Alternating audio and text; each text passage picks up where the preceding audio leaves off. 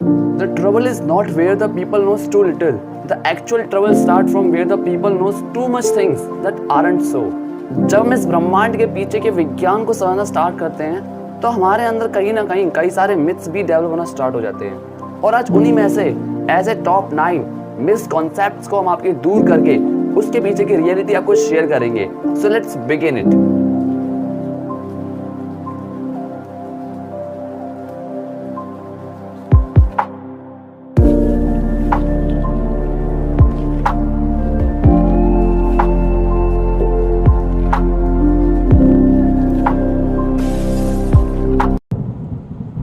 Number 9. The sun is yellow, but in reality, white is the actual color of sun. तो फिर sunrise और sunset के time पर हमें सन का कलर येलोइश से क्यों दिखाई देता है? इसका रीजन ये है कि जब सन से व्हाइट लाइट आती है वो एक्चुअली में 7 कलर्स का कॉम्बिनेशन होती है जिसे हम विवग्योर बोलते हैं।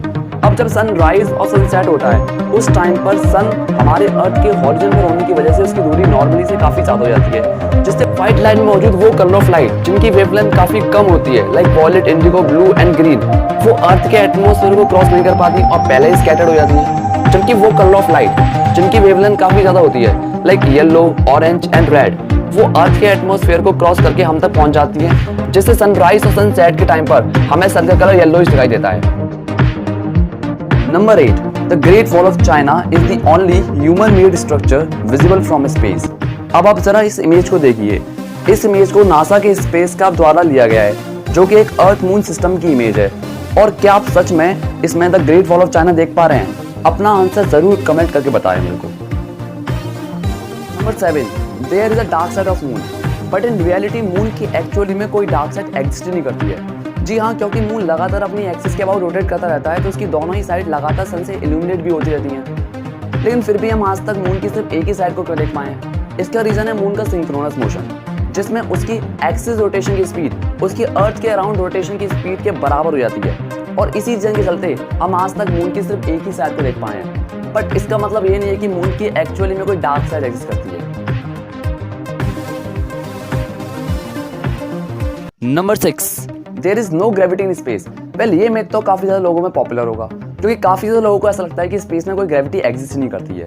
लेकिन अगर ऐसा होता तो फिर मून को स्पेस में होल्ड कौन करके रखता?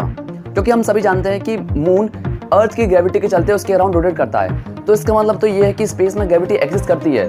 बट हाँ, वो अमाउंट काफी कम होगा, but still it exist. Number 5. You would instantly freeze in space. आप में से कई सारे लोगों को ऐसा लगता है कि अगर हम स्पेस में बिना किसी स्पेस सूट के जाएंगे तो हम इंस्टेंटली फ्रीज हो जाएंगे, और शायद ऐसा ही कुछ सीन्स हॉलीवुड की मूवीज में भी दिखाए जाते हैं। बट ऐसा नहीं है। हम स्पेस में इंस्टेंटली नहीं बल्कि काफी स्लोली फ्रीज करना स्टार्ट करेंगे।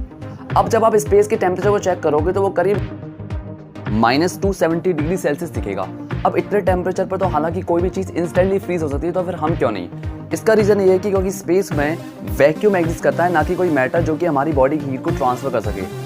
इसीलिए स्पेस में हमारी बॉडी सिर्फ थर्मल रेडिएशन के चलते हीट को ट्रांसफर कर पाती है, जो कि अपने आप में काफी एक स्लो प्रोसेस है।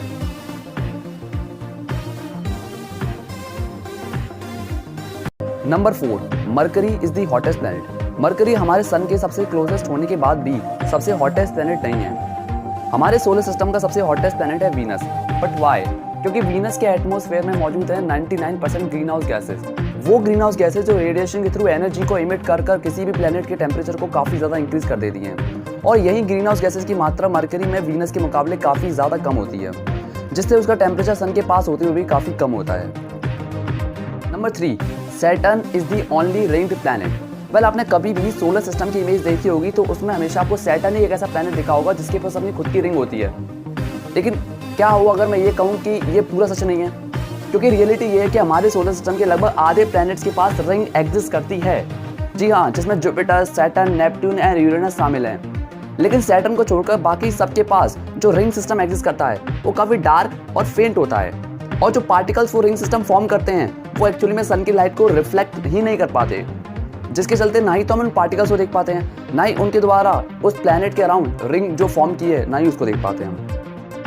Number 2. The sun is a big ball of fire, but in reality just a figure of speech. Actually में सन के अंदर कोई बर्निंग प्रोसेस होती ही नहीं है।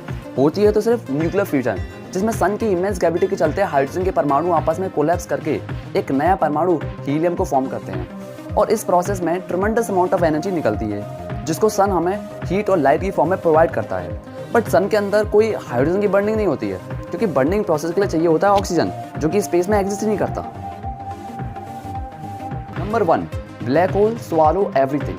आप में से कई सारे लोगों को ऐसा लगता है कि ब्लैक होल एक ग्रेविटेशनल वैक्यूम क्लीनर की तरह होता है जो कि अपने आसपास की हर चीज़ को सक कर लेता है, लेकिन ऐसा कुछ भी नहीं होता क्योंकि ब्लैक होल कोई एक वैक्यूम क्लीनर नहीं होता, बल्कि वो भी एक तरह का कैलेस्टियल ऑब्जेक्ट होता है क्योंकि उसमें amount of matter per unit volume के हिसाब से काफ़ी ज़्यादा होता है, जिससे कि उसकी ग्रेविटी इतनी ज़्यादा हाई हो जाती है कि वो अपने आसपास की हर चीज़ को अपनी तरफ पुल कर लेता है। बट इट डजंट मीन कि वो हर चीज़ को अपनी तरफ सक कर लेता है। इवन लाइट उसकी इंटेंस ग्रेविटी के चलते उससे रिफ्लेक्ट ना होने की बजाय उसमें 100% एब्जॉर्ब हो जाती है।